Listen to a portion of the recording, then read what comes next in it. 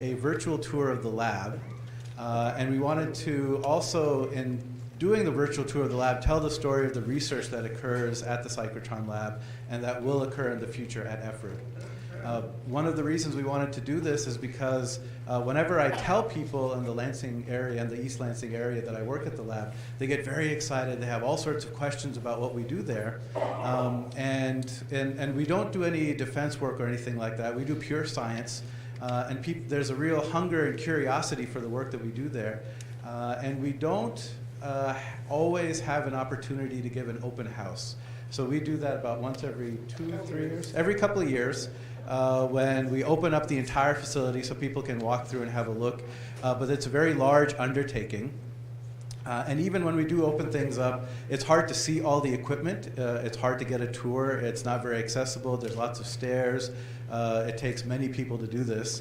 And so we wanted to create a virtual tour that we can recreate that. And actually, you can see more of the lab in this tour than you can on actually a walking tour of the lab. And we can accommodate more people in this room to see the tour. And it's accessible to everyone because it's easy to get into this building. And we can do it with just one person leading the tour. So today that'll be Zach. The funding for this project actually comes from my NSF grant. And one of the reasons my NSF grant was chosen for funding is because the reviewers were so impressed with the outreach component of my grant. And so it highlights a really nice opportunity and collaboration that that we were able to put together with Shannon. What you'll see on the tour are real 3D models of the equipment that we use, as well as 3D images of the space. And one really exciting thing that I enjoy about this project is that we bring in students who come from non-scientific backgrounds to work on this project. And one of them was Andrew Bundes, and the second one is Catherine Hermanson, so I'll hand it over to her. Hi, everyone. Okay, so I'm the student. So I'm a senior at Michigan State University, which we're here, so that kind of makes sense.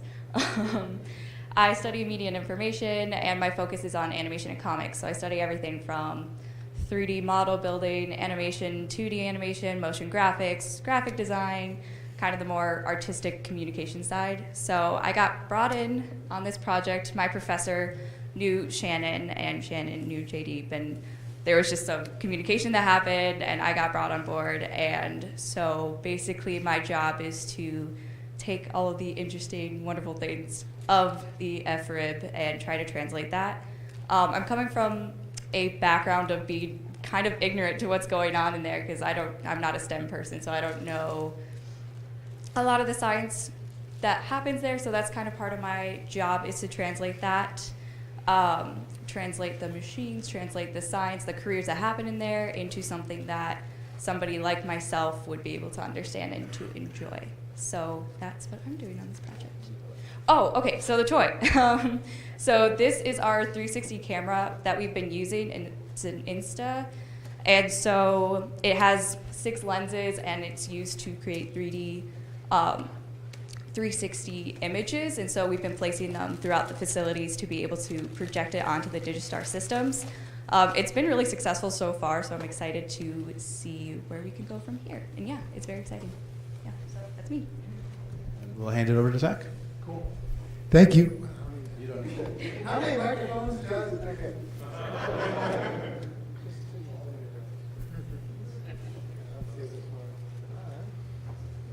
There we go. All right, is that live? Yeah, it's live. Hi, guys. Hi. It's my turn now. Okay, so like they said, I'm Zach. I am the outreach coordinator for the National Superconducting Cyclotron Laboratory across the street. So you are at the planetarium, and this is where I work. And it is, in fact, one of the top 3 rare isotope facilities in the entire world. Yeah, I know. You should be impressed by that. The other 2 best laboratories in the world are in Germany and Japan, so we're best on this side of the world. Take that, Canada. Yeah. And I should check. We have Canadians in the house? Yeah, Canadians. Woo! Okay, look. I will say right up front, Canada's awesome, okay? It's just when it comes to nuclear science, we win. So, we're really, really good at this. It's a friendly rivalry. So my job, oh, nice.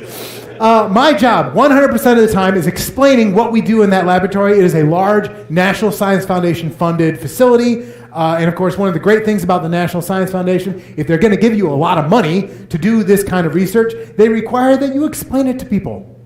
So that is my job, 100% of the time. I give tours. I give talks about the lab. We have, of course, the open house. I presented the Science Festival. It was great. You guys should come back in April for the Science Festival. But also, well, there's just lots of ways that we can talk about this. And I love giving tours, but there are lots of audiences that just can't take a tour. Either they're too big. You guys are too big, okay? Also, it's a walking tour, like you said. There's just a lot of things. So having the virtual tour exist is a wonderful outlet for me and our laboratory because we love explaining this to people, and sometimes this is the best way. And like Jay Deep said, on this virtual tour, you get to see things you don't normally get to see on the actual tour because, promise me, you can't go there. Maybe if you get level 2 radiation safety training. Yeah, everybody sits on the board. Okay, so we're going to take you in that building. I'm going to give you the old virtual tour. Catherine's working on the new virtual tour. You're going to have to come back now and see it. That's what. Oh, speaking of the Science Festival, that's when it'll be. So, April, come back. It's going to be great, guys. So, we enter, of course, on a lovely map of Michigan State University, and it's old. It's an old map. We need a better map. For instance, there's a parking lot here that does not exist anymore. Look, my car. This is actually where the new accelerator has been built, and I'm going to tell you more about that. So, let me take you into that building. We're going to start in our atrium. Which is a really fancy way of saying it's our lunchroom. Here you go. This is where we eat lunch. Those are real plants, guys. I know, right? Okay. So it's a wonderful place, and I like showing it off. I like, So again, we took these 360. Now you got me saying it. 360-degree pictures, photospheres, right? So it's like sitting in the middle of the atrium. And oops, go back. Sorry. I messed up. Wrong button. So one of my favorite features of this particular show is I can do this, and that's really just disorienting, especially if you're standing up, I'd like to point out. So just look around a little bit. Thing is, this atrium, of course you see the glass ceiling there, our laboratory has added on so many times, eventually this little courtyard got kind of walled in, and so they put a ceiling on it and call it the atrium. And now we eat lunch there. But what I'm really in here for is because this wall is very pretty. This wall right here, there you go. That is a piece of art, and it's on a big concrete wall. And behind that concrete wall is a cyclotron, because that's just where we eat next to it. It's fine. Okay, so trust me, I've worked there 12 years, and I'm perfectly normal. So let's move on to the next step. Yeah, it depends on your definition. But so, again, we've gone through that wall. We've gone through some more walls. And now we are looking at the K500 superconducting cyclotron. So, again, my job is literally explaining it, so let's get into it. What we do at our laboratory is pretty simple. What we want to do is smash nuclei really hard. If you want to do good physics, it's generally breaking stuff. And we're very, very good at it. And this is our machine. This is 10 feet wide, 5 stories tall. You just can't see the whole thing at once. And basically, nuclei come up in the middle of it. They go around in a circle. It's a cyclotron, It goes around in a circle, and it goes faster, faster, faster, faster. See this red stripe? That's actually the plane in which the nuclei travel. We are accelerating them, right? It's a particle accelerator. Eventually, they get out to the edge of this thing, and they come shooting out, and we're going to smash them really hard. So, that's why we had this cyclotron. We built that in 1982, world's first superconducting cyclotron. We finished it in 82. In 88, we finished a bigger one. You're always building bigger ones, otherwise you're not catching up, guys. So nuclei come into this cyclotron. They go fast. They come out here. At this point, they're going 30,000 miles per second, which of course is not fast enough. So go into the bigger one, and when they come out of here, they're traveling half the speed of light. That's equivalent to 4 times around the Earth per second. That's faster than Superman. Look it up. So, in the target, we smash into the target. The target's a little chunk of beryllium, and if your nucleus hits a nucleus in the beryllium, it breaks. And we have, of course, I mean, this is great. You can show pictures of the laboratory. You can show, of course, this 3D model. This is, I mean, actually the kind of model that we used in designing and building the machines. And now we're going to get a little simulation, essentially. Now we're in the cyclotron, obviously. And you've got these fan blade-looking things are the actual accelerating parts. We call them Ds. Here's a nucleus. All nuclei are green and white, as you know. And this nucleus is going to go in a circle. It goes in a circle because the magnetic field is extremely strong, and that kind of just makes charged particles go in a circle.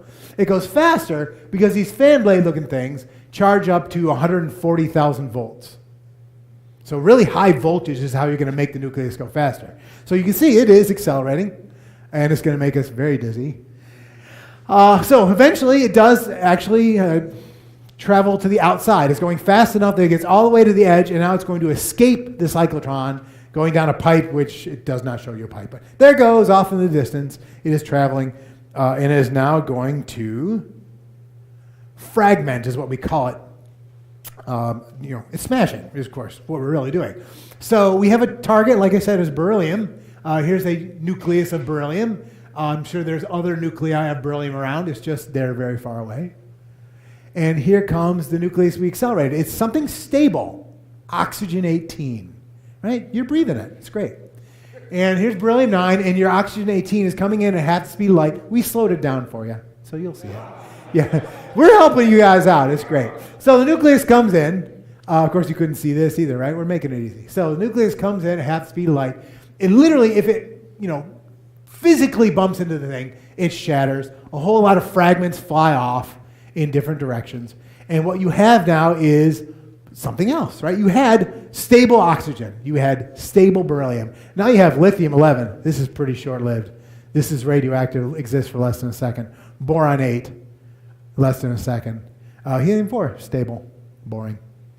We got some other, but this is literally our job. We take the stable common nuclei, of which we have plenty, right? You guys are chock full of them, and we break them and make something interesting, something short-lived. So this is a chunk of 3 protons, 8 neutrons, lithium-11. And lithium-11 is a very interesting nucleus. It's short-lived, so it's difficult to study, but it is the kind of thing that we want to learn about in our laboratory. Of course, like I say, it's radioactive. It will decay. Beta decay. There you go. So anyway, a particle comes out. It's going to end up being something else. So this is what we literally do. There are lots of nuclei, lots of kinds. You guys are made of pretty much stable ones, but you know that unstable ones do exist.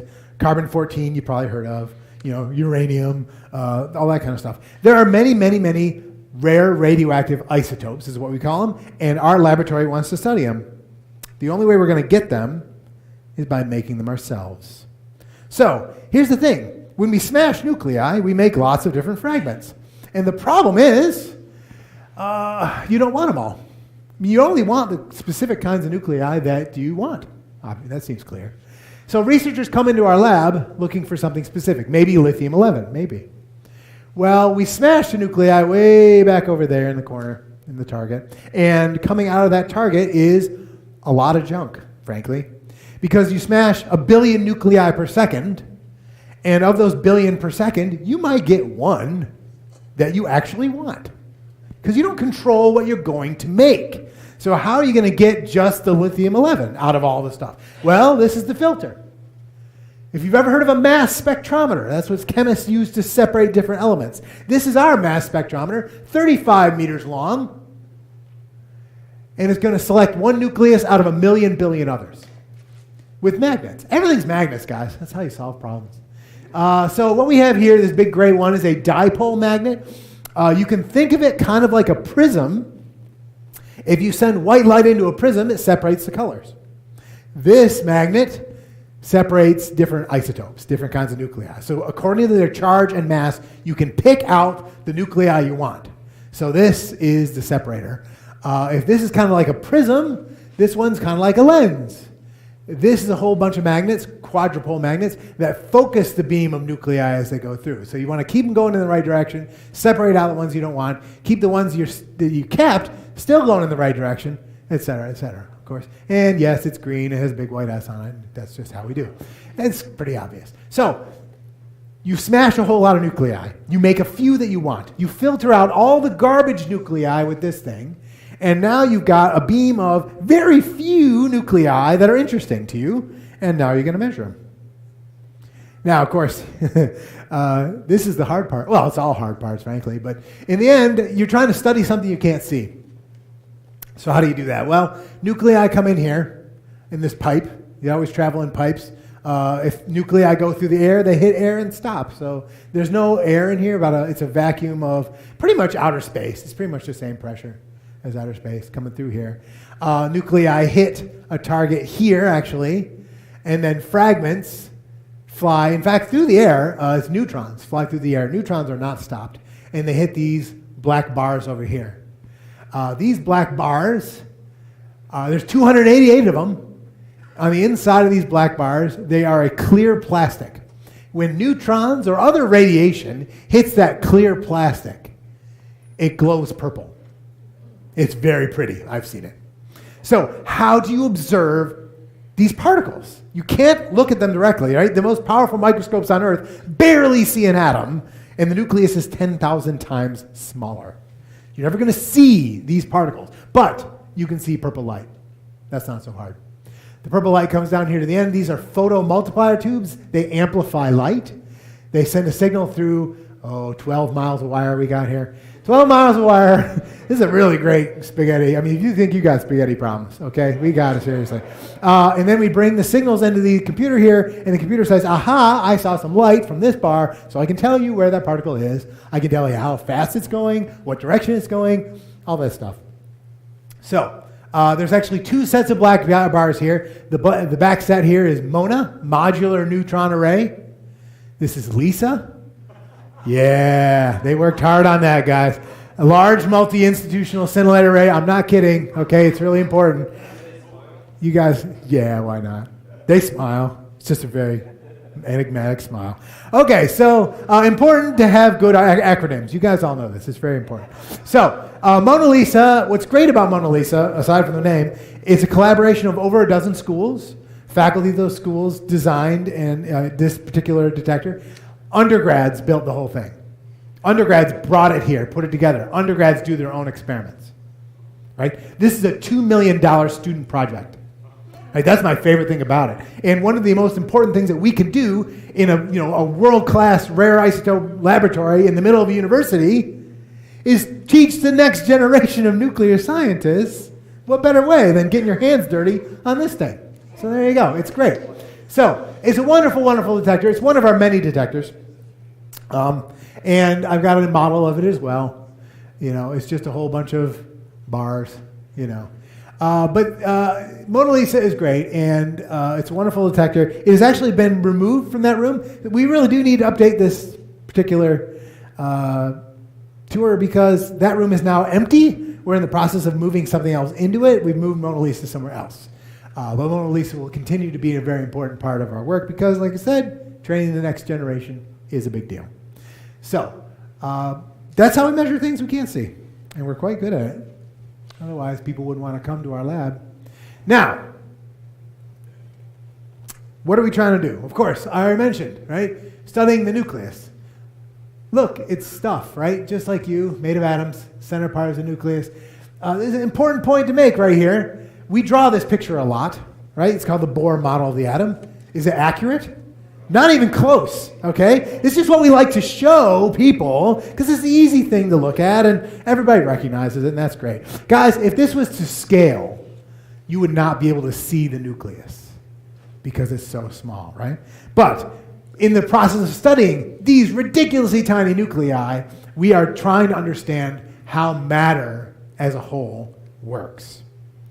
Now, I do a lot of outreach, talking to different audiences about what we do in the laboratory, and it's awesome, right? We're smashing nuclei and stuff like that. Guess whose money we're spending? It's y'all, right? Yeah, it's you. Thanks, guys. So something that often comes up when I'm talking to people about this is, who cares? Yeah, and that is a legit question. Who cares? Guys, we're studying nuclei. Not only are we studying something you can't see, we're studying nuclei that don't exist on Earth because they're so radioactive. So what good is that going to do you? Well, everything's made of them, including humans.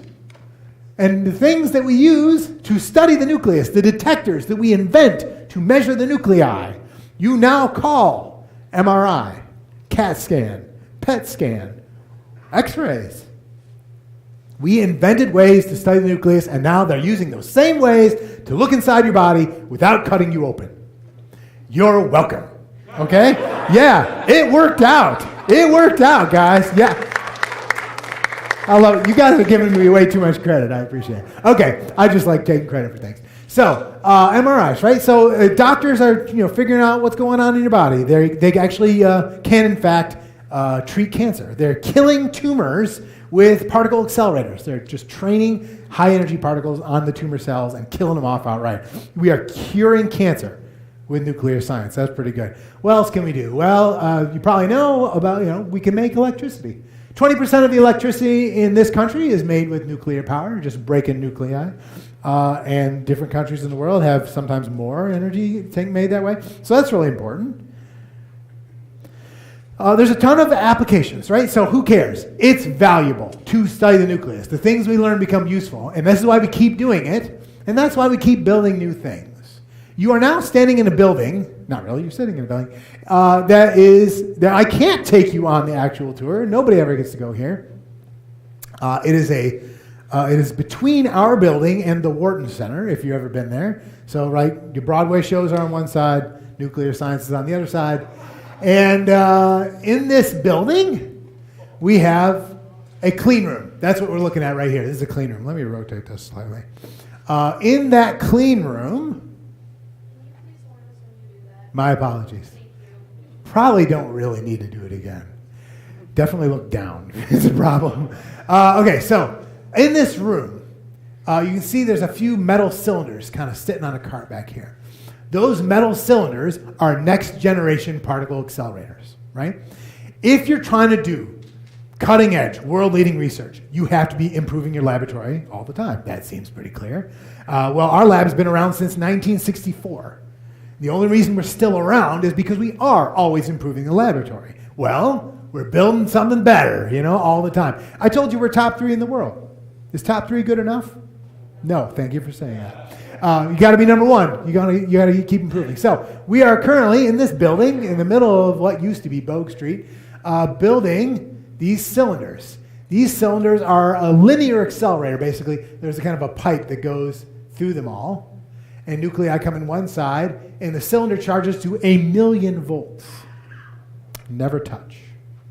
Right? Nucleus comes shooting out the other side. The next one charges to 1,000,000 volts, comes shooting out faster, et cetera, et cetera. You put a bunch of these cylinders in a row, you have a linear accelerator. And we are currently building that accelerator in the tunnel. So we have 2 cyclotrons right now, and they are on the ground level. Right? You walk into the building, you don't have to go up and down any stairs to get to the cyclotrons. They're on the first floor. It's actually not that hard. But most accelerators are, in fact, buried because they produce radiation, and dirt blocks radiation for free. So you are now in a tunnel. The floor of this tunnel is 35 feet underground. Up that shaft is where the beam will start. So we've installed a source of nuclei, which this picture is pretty old. We need to upgrade it as well. They're going to come down this shaft in a pipe, and then those cylinders you saw will be in boxes, and these boxes will go off in the distance. Whole lot of nuclei. So nuclei go this way, and then they'll turn, and they'll come back this way. They'll go around behind you and off again. So basically, it's a long linear accelerator folded twice. It looks like a paperclip more than anything. Okay? Just keep that in your mind. So This, right now, not much going on in here, but there is more now that we've built it. And if you ever get a chance to go down that tunnel during an open house or something, highly recommended. Number one, it's the most beautiful tunnel, but also it's a wonderful, wonderful accelerator. So we're building it. We're partway done. I don't know. Still got a ways to go, but parts of the accelerator are in here. And this new accelerator, I can show you kind of what it looks like because we have a small version that's really a large file, so it takes a long time to get up, okay? It's a really, really big file. There you go. So we have built a small version of this accelerator we call RIA-3, the re-accelerator. Basically, nuclei come in here at almost 0 speed, and when they come out, they're going about 8% of the speed of light. Now, the cyclotrons get up to half the speed of light, which obviously sounds more impressive. 8% is what you'd see in a star. So here's where we get to the real planetarium stuff, guys. A big chunk of what we do in our laboratory is called nuclear astrophysics, which is just a fancy way of saying, how do stars work? It's pretty much nuclear reactions, right? That's basically what's going on, which drives the star, right? So our laboratory, in fact, is one of the best places in the world to do nuclear astrophysics. And not only can we make the kinds of rare radioactive nuclei that you would find in an actual star, we can make them go the same speed that they would in a star. Now we can reproduce the actual reactions that you would find in a star environment, right? So we're trying to understand what drives stars, why do they die, what happens when neutron stars merge. That's always very exciting, right? It's kind of a big deal now.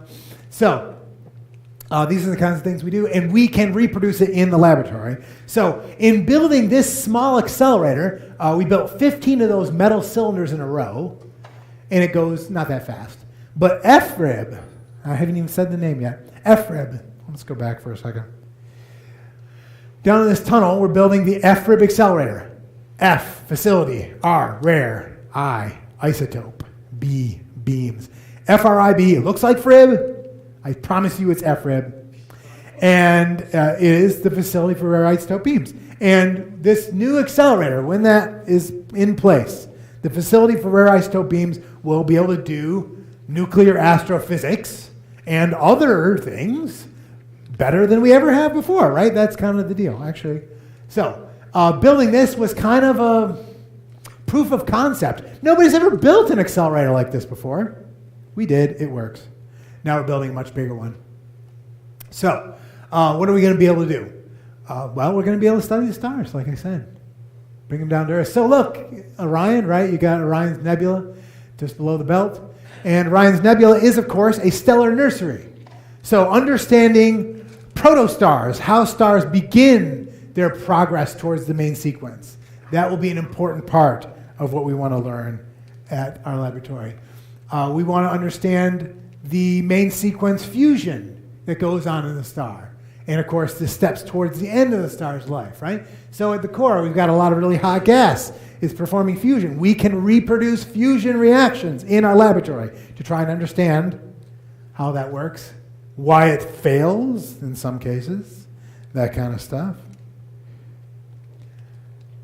Stars evolve. And, we can't watch them evolve in real time, but we can, based on the nuclear theory, the nuclear experiment, and the observations that astronomers make, we can try to understand how this process goes, right? Towards the end of the sun's life, it'll become a red giant, right? And of course, this is the point when you don't want to be on Earth anymore because it gets swallowed up. That's something to look forward to. So it's going to swell way, way up, and at the end of its life, at this point, it's fusing, helium into carbon. That's pretty much as far as it's going to go. And there's still some hydrogen to helium fusion going on there, too. And, of course, at its last stage, it throws off a massive amount of gas, becomes a white dwarf, and is surrounded by a planetary nebula. Understanding this process is literally one of the most important things our laboratory can do. And with FRIB, with the new accelerator, we will be able to produce nuclei that no one else on Earth has access to. But we're pretty sure those nuclei are critical to this process, the process of a star's death, right? So, obviously, white dwarf, but also supernova, neutron star mergers, that kind of stuff. We're going to be able to produce things that no one else has, and we're going to learn things nobody else knows. We're going to be number one. That's the goal, right? Top three is no good. So, we are now back in East Lansing. Well, you've been here the whole time. But, right, that's what's going on across the street in that building. It is quite amazing. Let me tell you, 50,000 students. How many of them have any idea what's going on there? Almost nobody, right? You guys know more than almost everybody here. So yeah, feel good about yourselves, number one, but tell your friends, because almost nobody knows. I used to be one of those students walking by this thing, and I had no idea what was going on there. I had friends who worked there. They didn't tell me. So, tell your friends is what I'm trying to say. Now, because I want you to know a lot of things, I'm going to do a couple things. Number one, I brought free paper. Yes, because I care about you, I got free paper. I got a postcard. It has a website on it. So if you want to learn more, you go to the website. I also brought my business card because you can call me. It's fine. My job is literally to do outreach. So if you or somebody you know wants to know about this, that's my job. And I'm more than happy to explain it to you. Also, I'm going to stick around at lunch. So if you want to, talk my ear off, actually, I'll probably do a lot of talking. But, find me, and I'm happy to talk to you. And Jaydeep and Catherine are going to join us as well. So we're happy to talk about this project. We're super excited about it because it's a great opportunity to teach people, with planetarium about nuclear science. Makes a lot of sense. Thank you, guys. Thank you.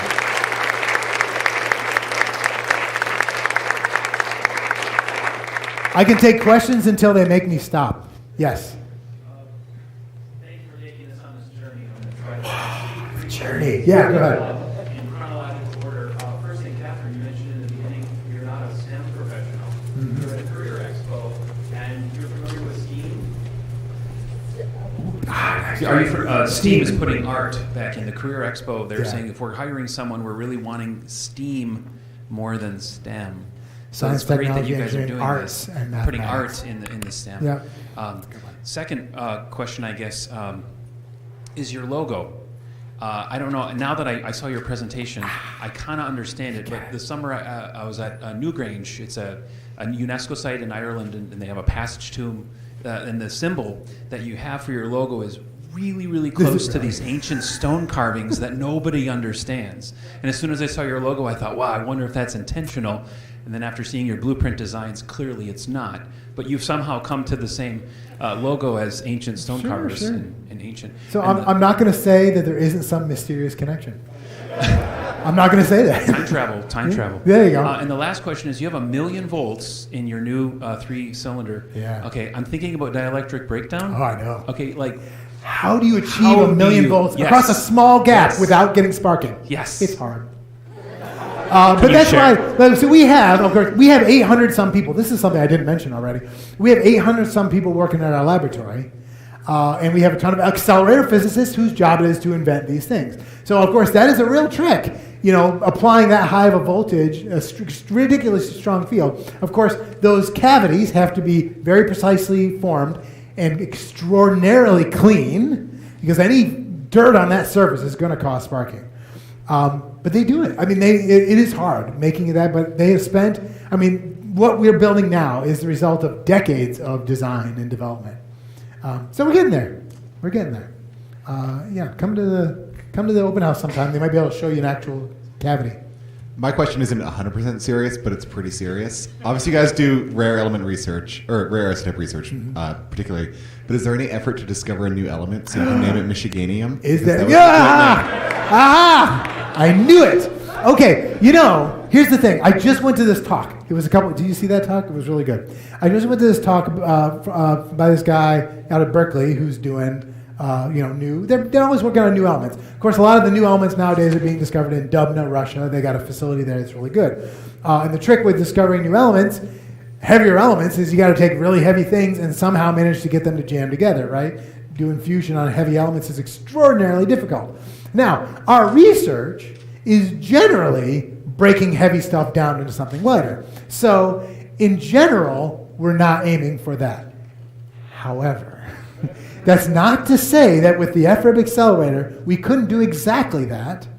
Although if we were going to discover something new, and everybody's excited about like element 122 maybe, could be close to stable or something crazy. If we do end up doing that, I'm aiming for spartium. That's what I'm going to vote for. Spartium! And Michiganium would be nice, obviously. Someday.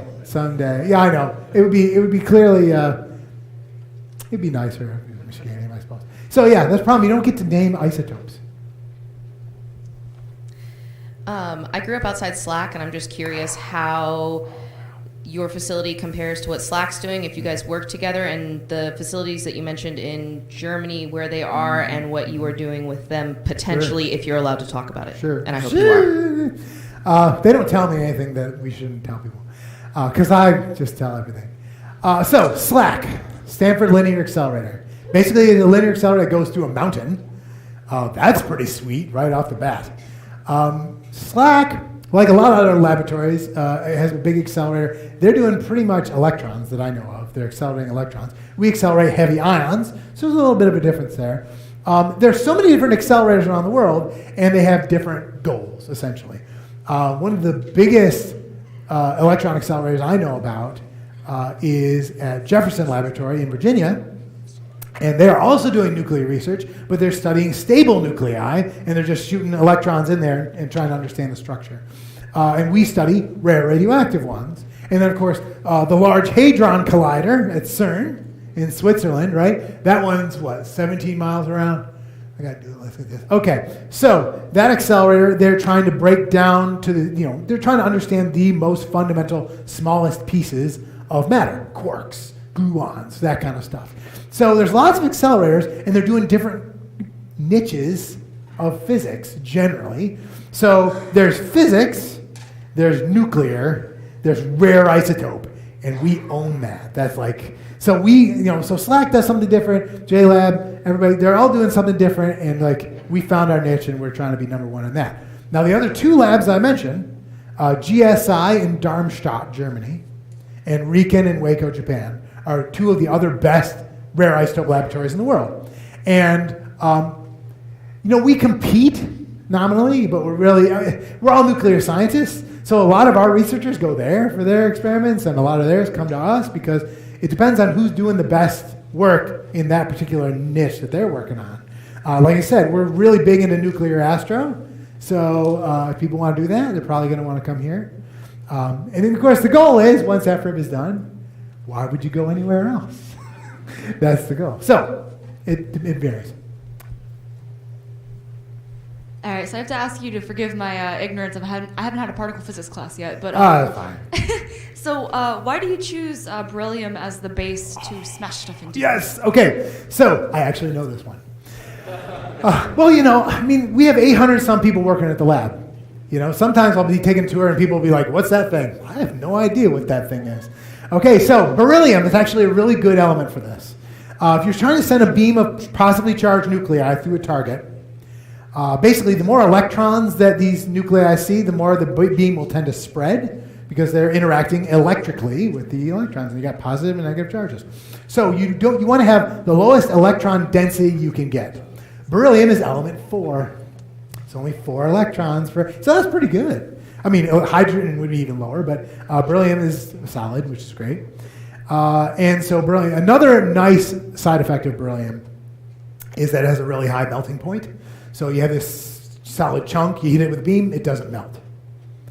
Yet. Now we're doing this today with 1 billion nuclei per second. The advantage of FRIB, the new accelerator, it'll be smashing hundreds of billions per second, and it would totally destroy the beryllium target. So we've worked out other options. We've got a carbon target that spins. I think it's cooled with liquid lithium. Oh boy, that sounds safe. So, just don't be hanging out next to that. That's the thing. Okay, back corner. So you said you're working on stellar evolution and star stuff. Are you also kind of working on fusion generators, stuff like that as well? Okay. Yes, okay. This is what everybody wants to know, because we need fusion power now. Would be great, guys. So here's the thing. We do such pure research, basic for the sake of knowing that kind of stuff. It is very difficult to point to the research that we do and say, oh, and that's going to help us with this. Obviously, in the detectors we invent today probably will be used in medicine somewhere down the road. And the new isotopes that we discover, who knows, they might be used somewhere, maybe. With fusion, of course, we do actual fusion studies, and one of the things we actually do is try to understand why fusion succeeds in some cases and fails. They call it pseudo-fission, when two nuclei almost fuse, but then come back apart. And so we're literally trying to understand why fusion fails in some cases. So that's probably the one thing that I can point to and say, you know what? When we have a fusion reactor for power down the road, that research is going to be important. So the things we learn, for the sake of knowing now, because we're not actually specifically trying to make a fusion reactor, but it's going to be important. It will be useful. So I was also curious about the beryllium target. Foil? Is it a rod? Is it a wire? It's a small chunk. The thing is, here's the trick. Your chances of hitting one nucleus on another one is really small because they are very small. So what I usually do is I imagine that the nucleus was a golf ball. The entire atom is Spartan Stadium. Put that golf ball on the 50-yard line. You want to hit that golf ball, take another golf ball outside the stadium, chuck it over the side. Good luck, guys. That's why we throw 1 billion golf balls in there every second. Something's going to hit something, right? So we depend on statistics. Now, if you want to be sure to hit a beryllium, nucleus in that target, you just make that target really thick. You're going to hit some eventually, right? Come on. Well, the problem is, the thicker the target is, the more interaction you're going to have with those electrons, so your beam is going to spread. So you have to find a medium ground. So it's not quite a foil, it's not quite a big chunk, but it's a little chunk. Exactly how big, I couldn't say. Good question. Yes? I was wondering what that 4 pi thing you had over in BPS was. Yeah, oh, you guys saw it. Yeah. Okay, there's a metal soccer ball over in BPS. Boy, you can't miss it. It's called the 4 pi because it does cover a 4 pi solid angle, right? So that is a detector that we used from 1988 to 2008. In fact, it was a friend of mine who did the last experiment on it, Micah at Notre Dame. You know. Hi, Keith. I'm so glad you're here because you've given me like a ton of shows. I'm finally getting to return the favor. There you go. I'm that guy. You are that guy too. Okay. Anyway, we have a connection. Notre Dame is great. I just want to point that out. Okay. Yeah, they're pretty cool. So the 4 pi detector is a detector. They took out the target. There was a thin foil in the middle. So basically, a beam of nuclei would come into the center of the sphere. It would hit that target, and then particles would come out. The beauty of the 4 pi, of course, is that it didn't matter what direction the particles or the light or whatever you got coming out. It could go in any direction, and you had these telescope things from all directions. Of course, now most of them have been removed because they want you to be able to see it. Also, those were valuable, and they reused them. But they left a few of them in there so you could see what it used to be like. And so it's a detector for measuring the reaction products coming out of this center point. That's what it is. And now it's art, because we're physicists and we can do anything. It's art. Yes? I'm wondering about funding. Where does your funding come from? So, and yeah.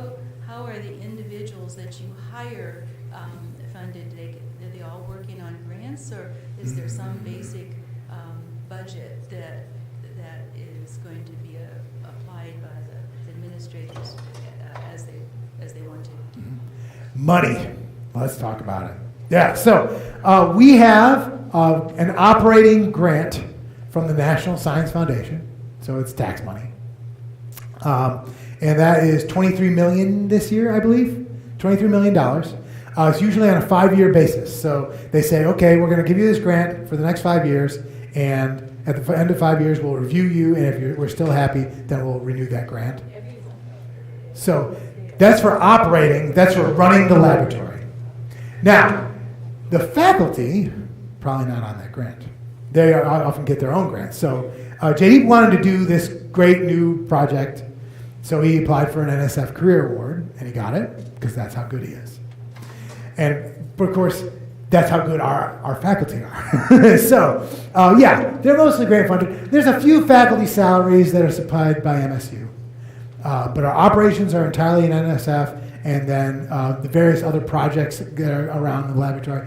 NSF, Department of Energy, the National Nuclear Security Administration, all kinds of things, because there's a lot of different projects that we can do. Good question. Shoot. So I see that there's that Insta360 camera up there on Look at this thing. the stage. That's a very expensive camera. I guess, is that going to be given away as one of the door prizes? It is sitting up here, isn't it? It is on the door prize table. We kind of need it for this project. I Did you need say it. what the resolution was of that camera? Yeah, what is the Is it resolution of that 8K? camera? It is an 8K camera. Yeah. And it's great. Yeah, it's just one. I think you guys already talked about it before I came in, but it's just. Do you want to talk about it, or have you already talked about it? Anyone have any questions about the camera? Why don't you stand up and. Expensive. Cost. This guy paid for it. 6K. 6K for an 8K. Yeah. So how it works, basically you can see that there's 6 cameras on all of the sides, because it's a circle. And basically we have a tripod, and we just kind of set it down like that. And then, so it's a wireless connection, so I actually have an app on my phone where I can get it to take the picture, and we all run away, so we're not in the picture. And yeah, it's very cool. It's very cool. And so you can record video and JPEG footage on it as well. So. When we do the new version, you should play a Where's Waldo of us and see if you can find us hiding in the picture. There's definitely pictures of us where we were taking them originally, and all of us just kind of stood in a corner and pretended to look at computers and things like that. Just very funny. So yeah, that's it. Yeah, Okay. those were taken Old before camera. we had this camera, and I think those might have even just been ones with the old cell phone we used to. No. So it was Yeah, the those system. were from the old. Do you want to talk about Yeah, that? I'll talk about She that. knows where those came from because I remember kind of fixing them because they weren't complete. Yeah, we have a GIS group on campus, and so they came out with their SLR that's on like a special rotating tripod that took all the images, and they just never take the top ones. So they were either warped or had a weird circle. So this one is going to be more complete. Yeah, and because those original ones are probably 4 years old. Yeah. So the ones you saw are not nearly as good as what you're going to see in the updated version. Come see it, okay? And we can edit them now, Catherine just said. So come back in April. Yeah, come back in April. That'll be the premiere of the new show. Yeah, ooh, we should do a dome cast. Can we do that? Who would want Okay, a dome then cast? we're We gonna did do just start dome casting, so. There you go. I didn't know we could do that. Yeah, we can do that. I want to do that. We're going to do that now. Okay. Cool. Things get started. Woo!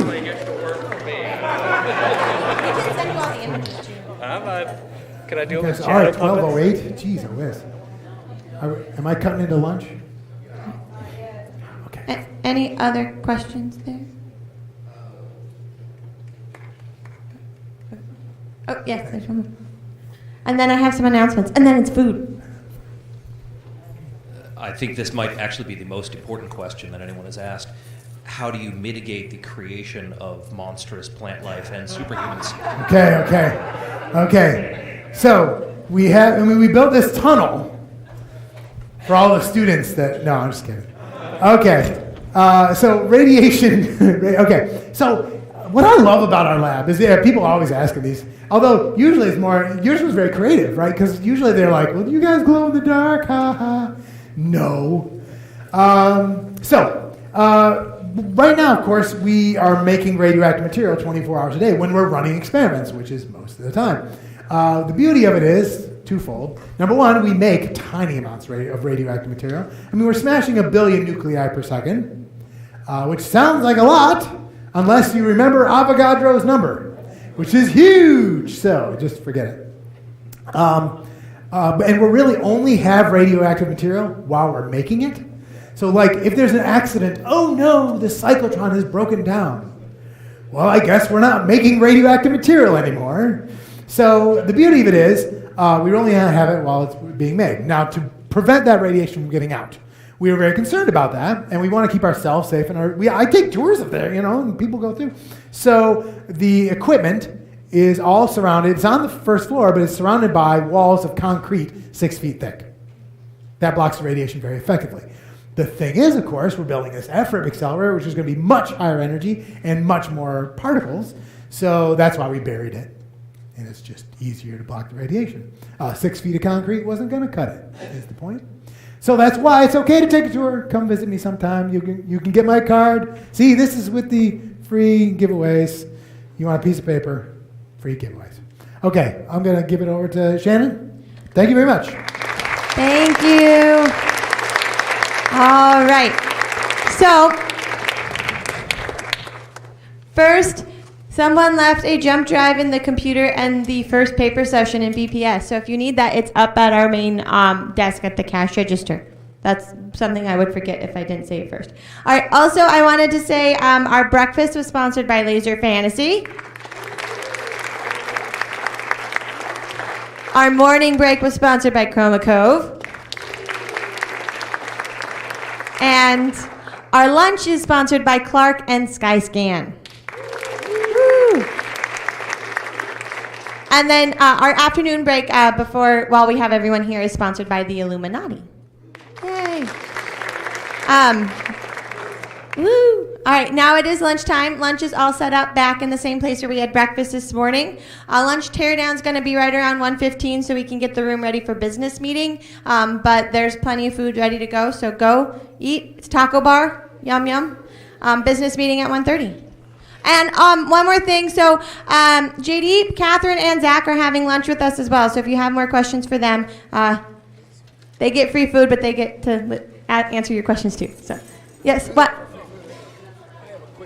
And there's free books and other stuff from Peoria Riverfront Museum up on top of our gift counter. Go take stuff. It's free.